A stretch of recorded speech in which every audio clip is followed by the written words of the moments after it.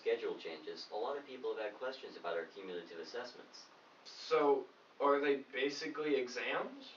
For RNN's first investigative report, we took our questions to Mr. Bell. Hello, I'm Madi Smith, a reporter for RNN. I'm here to interview our head of school, Mr. Bell, about the new accumulative assessments. Why are we doing accumulative assessments rather than exams? Well, I think that the interesting question is why change the exam period?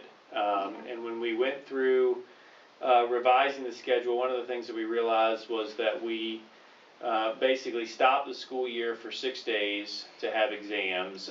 One test a day. It facilitates cramming for those exams. And we also did some research that showed us that students actually score worse on exams than they do on their quarter grades. That's interesting.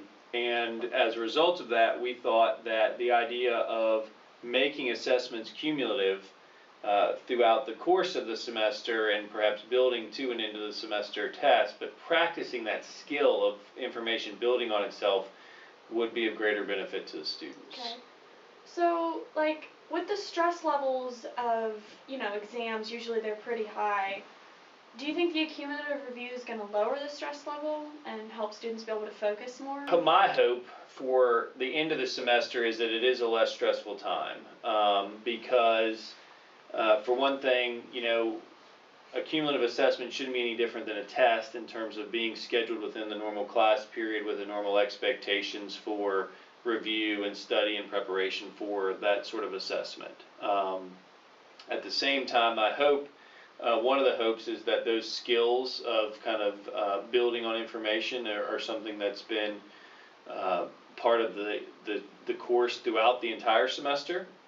And third, I think that a teacher has more freedom to give that assessment at the right time for their students and not have to say, wait 2 weeks for the final exam period or something like that, that they can actually hopefully give that assessment when it's appropriate, and therefore that would reduce the stress level because it's not feeling like you've got one on top of the other. I've heard different things from different people about the accumulative review. Some of them are like, oh yeah, this is a great idea, and some of them are like, well, I don't know.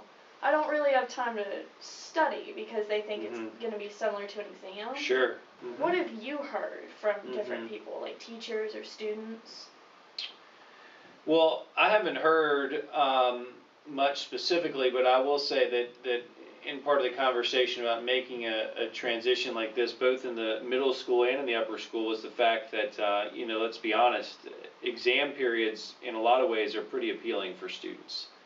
Half day of school, one subject a day, one test a day, it's not a bad way to, finish a semester. So I think there is change for all of us in not doing that. Okay. And certainly I think that we're all learning together as far as how the semester is gonna finish. Definitely with the new schedule changing everything. Right. So this goes for both middle school and high school with the accumulative assessment? Well, with the end of the exam period. Okay. So, and I think that's the big distinction that I would make, that it's not that we're saying that we shouldn't have cumulative assessment in the upper school or in the middle school, but what we are saying is we don't want to lose those 6 days of instructional time like we've lost in the past.